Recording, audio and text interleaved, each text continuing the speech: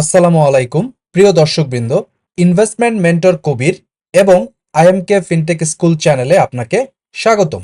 এই চ্যানেল দুটিতে আমি এবং আমার টিম মেম্বার্সরা আপনাদের জন্য নিয়মিত লার্নিং ভিডিও বানিয়ে থাকি। আসুন একসাথে স্মার্ট ইনভেস্টর হওয়ার চেষ্টা করি। যদি নতুন হয়ে থাকেন তাহলে এখনই চ্যানেল দুটিকে সাবস্ক্রাইব করুন এবং আমাদের সাথেই থাকুন। প্রিয় দর্শকবৃন্দ, আমরা বিশ্বাস করি নলেজই আপনার সবচাইতে বড় সম্পদ। শেয়ার বাজারে সাফল্য ভাগ্য বা ঝুঁকিপূর্ণ জোয়ার উপর নির্ভর করে না, এটি নির্ভর করে একটি সুস্পষ্ট নলেজ বেসড স্ট্র্যাটেজি এবং সাইকোলজিক্যাল ডিসিপ্লিনের উপর। তাই আমাদের চ্যানেলের পক্ষ থেকে মোমেন্টাম ট্রেডিং এবং ইনভেস্টিং এর উপর 1-to-1 মেন্টরশিপ প্রোগ্রাম আমরা চালু করেছি। যারা মোমেন্টাম ট্রেডিং অথবা মোমেন্টাম ইনভেস্টিং শিখতে চাচ্ছেন তারা চাইলে 1-to-1 মেন্টরশিপ প্রোগ্রামে জয়েন করতে পারেন।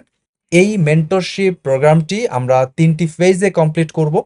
প্রথম ফেজে আপনাকে মোমেন্টাম মাস্টার কোর্সটি করানো হবে। এরপর আপনি অল্প পরিমাণ টাকা নিয়ে মার্কেটে কিছু ডেমো ট্রেড করবেন।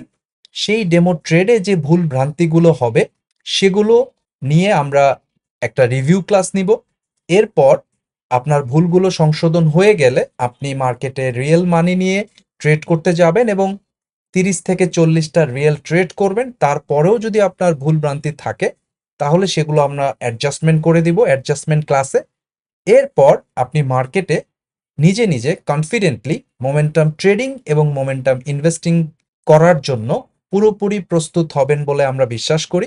মার্কেট যদি আপট্রেন্ডে থাকে এটা 3 মাসেই কমপ্লিট হবে, কিন্তু মার্কেট যদি কারেকশন মোডে থাকে তাহলে হয়তোবা এই প্রোগ্রামটি শেষ হতে 6 মাস পর্যন্ত সময় লাগতে পারে।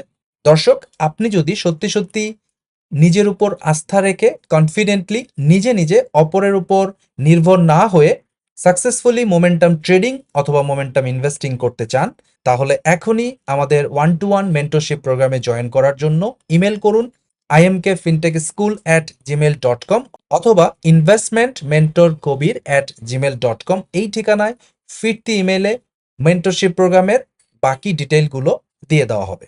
আচ্ছা, 40-এর কোঠায় পা রাখার পর, মানে 40+ হওয়ার পর, কখনো কি মনে হয়েছে যে ইস, সম্পদ বানানোর সেরা সময়টা কি চলে গেল? মনের মধ্যে একটা আফসোস, একটা খচখচানি কাজ করে, তাই না? কিন্তু সত্যি কি তাই? আসুন, এই ধারণাটাকেই আজ একটু অন্যভাবে দেখা যাক। আর এই ভয়টা জানেন তো আমাদের সমাজে বেশ জাঁকিয়ে বসে আছে। চারপাশে সবাই এমনভাবে বলে যেন কুড়ির ঘরে ইনভেস্টমেন্ট শুরু না করতে পারলে ব্যাস খেলা শেষ। কিন্তু সত্যি বলতে কি, এই ধারণাটা শুধু ভুলই না, এটা কিন্তু আমাদের স্বপ্ন দেখার সাহসটাই কেড়ে নেয়। কিন্তু একটা পুরনো কথা আছে যেটা আজকের আলোচনার জন্য একদম পারফেক্ট। কথাটা হলো, একটা গাছ লাগানোর সেরা সময় ছিল 20 বছর আগে, আর দ্বিতীয় সেরা সময়টা হলো আজ। মানেটা খুব সহজ, তাই না? যা চলে গেছে তা নিয়ে আফসোস করে লাভ নেই। আসল কাজ হলো আজ, মানে এই মুহূর্তে শুরু করা। তো চলুন সবার আগে সবচেয়ে বড় যে দেওয়ালটা সেটাকে ভাঙা যাক, ওই যে অনেক দেরি হয়ে গেছে এই চিন্তাটা। কারণ আসল সত্যিটা হলো দেরিতে শুরু করারও কিন্তু কিছু আলাদা সুবিধা আছে, কিছু সুপার পাওয়ার আছে যা কম বয়সে থাকে না। ব্যাপারটা অনেকটা একটা অদৃশ্য দেয়ালের মতো, তাই না? সমাজ আমাদের মাথায় ঢুকিয়ে দেয় যে একটা নির্দিষ্ট বয়সের পর আর কিছু করার সম্ভব না। কিন্তু দেখুন, টাকা পয়সা বা সম্পদ বানানোর এই জার্নিটা তো কোনো ম্যারাথন রেস না যে একটা স্টার্টিং লাইন থাকবে। যেখান থেকে শুরু করা হবে সেটাই তার স্টার্টিং লাইন। ব্যাপারটা একটা উদাহরণ দিয়ে বোঝালে খুব সহজ হয়ে যাবে। ধরুন, একজন কমবয়সী মালিক খুব উৎসাহ নিয়ে ঠিক সময়ে একটা চারা লাগালো, কিন্তু তারপর আর তেমন যত্ন নিল না। আর অন্যদিকে একজন অভিজ্ঞ মালি হয়তো একটু দেরিতে শুরু করলেন, কিন্তু গাছটার পিছনে প্রচুর সময় আর যত্ন দিলেন। বলুন তো, কোন গাছটা শেষ পর্যন্ত বড় আর স্বাস্থ্যবান হবে? ইনভেস্টিংও ঠিক এরকমই।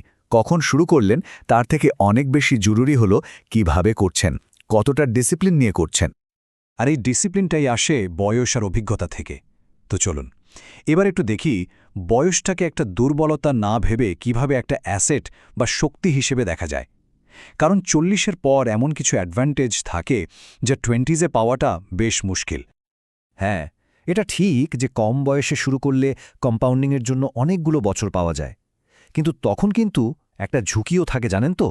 ওই যে নতুন নতুন ট্রেন্ডের পেছনে ছোটা, হুটহাট সিদ্ধান্ত নেওয়া, এতে কিন্তু অনেক টাকা নষ্টও হয়।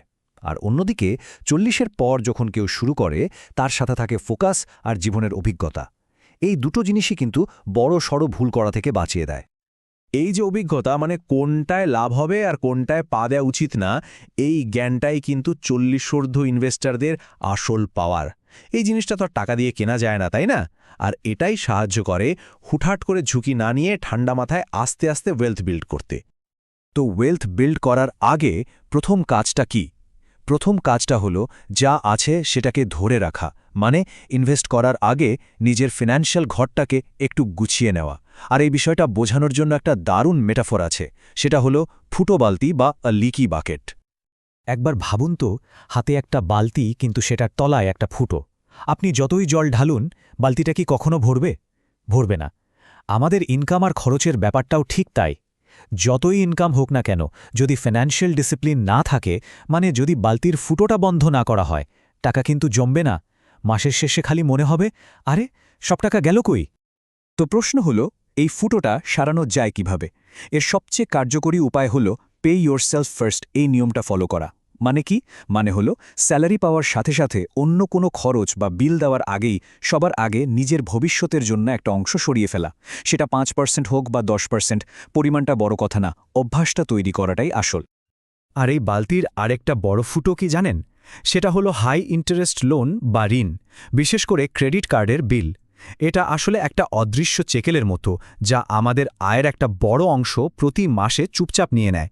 আর মজার ব্যাপার হলো, এই টাকাটাই কিন্তু আমরা ইনভেস্ট করে সম্পদ বানাতে পারতাম। তাহলে বালতি সারানোর জন্য দুটো সহজ স্টেপ। 1, সেভিংসটাকে অটোমেট করে ফেলুন। মানে স্যালারি অ্যাকাউন্টে টাকা ঢোকার দিনই যেন একটা নির্দিষ্ট অ্যামাউন্ট অটোমেটিক্যালি ইনভেস্টমেন্ট অ্যাকাউন্টে চলে যায়। তাহলে আর নিজের ইচ্ছাশক্তির উপর ভরসা করতে হবে না।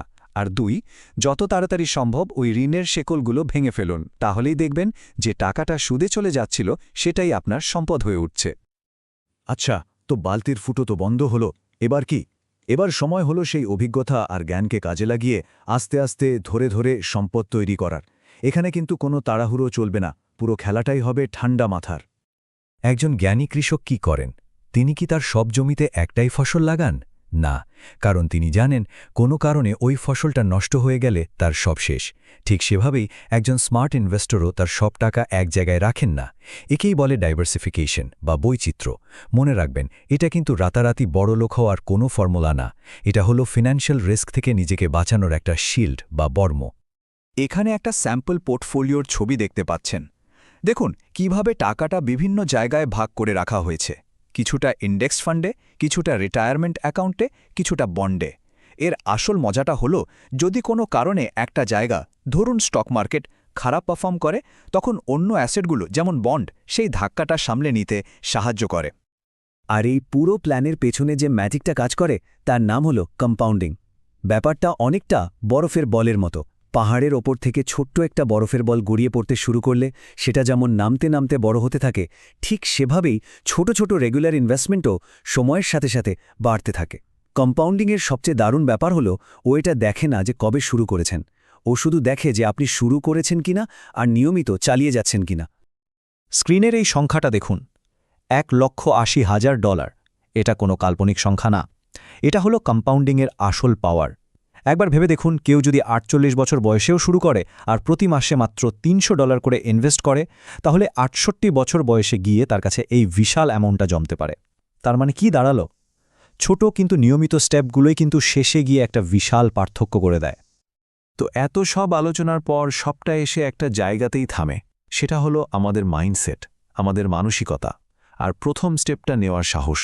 কারণ যত জ্ঞান বা প্ল্যানই থাকুক না কেন, যদি শুরুটাই করা না হয় তাহলে তো সব বৃথা। সার্কাসের হাতির গল্পটা তো হয়তো অনেকেই শুনেছেন। বিশাল শক্তিশালী একটা হাতিকে কি দিয়ে বেঁধে রাখা হয়? ছোট্ট একটা দড়ি দিয়ে, একটা মামুলি খুঁটির সাথে। হাতিটা চাইলেই এক ঝটকায় সেটা উপড়ে ফেলতে পারে, কিন্তু পারে না, কারণ ছোটবেলা থেকে ওই খুঁটিতে বাঁধা থাকতে থাকতে ও বিশ্বাস করে নিয়েছে যে ওর পক্ষে এটা ভাঙা সম্ভব না। আমাদের অজুহাতগুলো জানেন তো ওই ছোট খুঁটির মতোই। অনেক দেরি হয়ে গেছে, আমার তো যথেষ্ট টাকা নেই, এই বিশ্বাসগুলোই আমাদের আটকে রাখে, বাস্তবতা নয়। আর এটাই হলো আসল কথা। দেরিতে শুরু করাটা কোনো ট্র্যাজেডি না, আসল ট্র্যাজেডি হলো কোনো দিন শুরুই না করা। কারণ আফসোস করে হয়তো কিছু সময় নষ্ট হবে, কিন্তু কিছুই না করলে তো কোনো দিন কোনো রেজাল্টই আসবে না। তাহলে শেষ প্রশ্নটা একদম সহজ। আজ থেকে ২০ বছর পর আজকের দিনটার দিকে তাকিয়ে কি আফসোস করতে চান, নাকি আজ যে গাছটা লাগাবেন সেই গাছের ছায়ায় বসে আরাম করতে চান? দেখুন, ফেলে আসা সময় তো আর ফেরানো যাবে না, কিন্তু আগামী ২০ বছরের গল্পটা কিন্তু আজ, এই মুহূর্তেই লেখা শুরু করা যেতে পারে। সিদ্ধান্তটা নিতে হবে আজকেই। প্রিয় দর্শকবৃন্দ, আমরা বিশ্বাস করি ক্যাপিটাল মার্কেটে সাকসেস পাওয়ার জন্য জানার বা জ্ঞান অর্জনের বিকল্প কোনো পদ্ধতি নেই। তাই আমাদের চ্যানেলের পক্ষ থেকে আমরা 2টি কোর্স অফার করছি। Essentials of stock investing and trading নামে বেসিক টু ইন্টারমিডিয়েট লেভেলের একটা কোর্স আমরা অফার করছি। এই কোর্সে আপনি বেসিক টু ইন্টারমিডিয়েট লেভেলের ফান্ডামেন্টাল এবং টেকনিক্যাল অ্যানালাইসিস জানতে পারবেন। যারা একেবারেই নতুন তাদের জন্য আমরা এই কোর্সটি রেকমেন্ড করি। এছাড়াও মাস্টার দ্য মার্কেট নামে আমাদের অ্যাডভান্স লেভেলের আরেকটি কোর্স আছে। যারা বেসিক টু ইন্টারমিডিয়েট লেভেলের স্টক ইনভেস্টিং এবং ট্রেডিং অর্থাৎ ফান্ডামেন্টাল বা টেকনিক্যাল সম্পর্কে জানেন, তারা চাইলে অ্যাডভান্স লেভেলের মাস্টার দ্য মার্কেট কোর্সে জয়েন করতে পারেন। প্রতি শুক্রবার রাত 8:30 আমাদের নতুন ব্যাচ চালু হয়। আমরা বিশ্বাস করি সাকসেসফুল ইনভেস্টর এবং ট্রেডার হওয়ার জার্নিতে আমরা অবশ্যই আপনাকে হেল্প করতে পারবো। আপনার যদি শিখার ব্যাপারে পজিটিভ মাইন্ডসেট থাকে তাহলে আমাদেরকে ইমেল করুন investmentmentorkobir@gmail.com অথবা imkfintechschool@gmail.com। এই ঠিকানায় ফিরতি ইমেইলে কোর্সের ডিটেল আউটলাইনটা আপনি পেয়ে যাবেন।